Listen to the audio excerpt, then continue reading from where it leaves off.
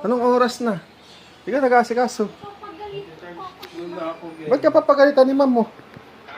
Ano po? 14% na lang ako. Late na po ako. Late, anong oras pa lang oh? Anong oras papasok mo? Mamaya na ulit ako. Kayo muna. Ano po? 5:45 po. 6 na eh oh. 6. Oh, late. Ano ka na? Pwede ka pa pumasok. Hatid 6 ka pa lang eh. dito, Olan. Pati nga ang oras kaya. Ayun. Oh, 6 na.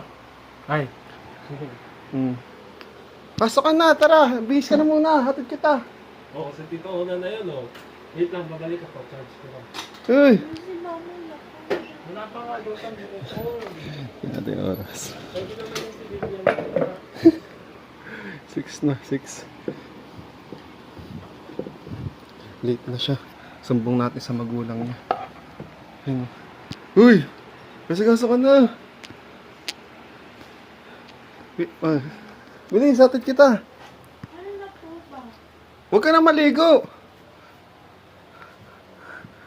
Mag-uniform ka na agad.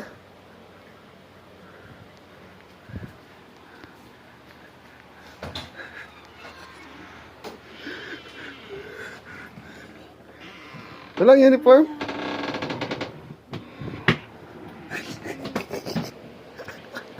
Alas 6 na yung maggagabi na ay. Kala niya ano, madaling araw pala.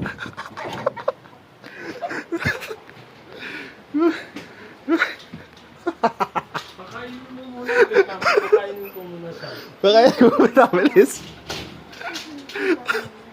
Wait natin. Wala uniform po.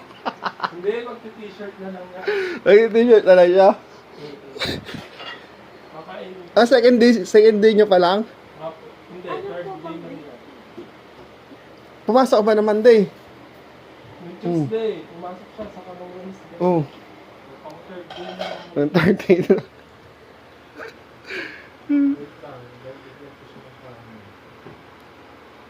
6 na, late ka na. Lagot ka sa teacher mo. Yung subject mo yung papasok. Ah, sa light last na. O, yan o, tingnan mo.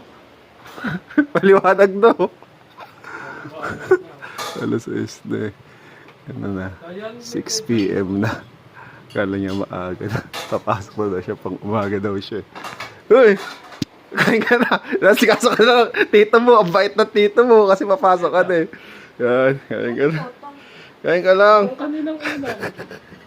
Mama na to, nag-aaral. Ayan. Nag-aalmusal na siya, papasok na talaga siya. Ayan na. Ayan. Okay lang. Sipag talaga pumasok, no? Lang eh. Sipag talaga pumasok na itong bata na to, no? Pag bago pa lang talaga yung pasok, kahit paggabi pa lang papasok na. Pag umaga yung pasok nito. Huwag mo mamalit ah. May night shift yata to. Dahil po nga. Inaantay na si Mama na kasi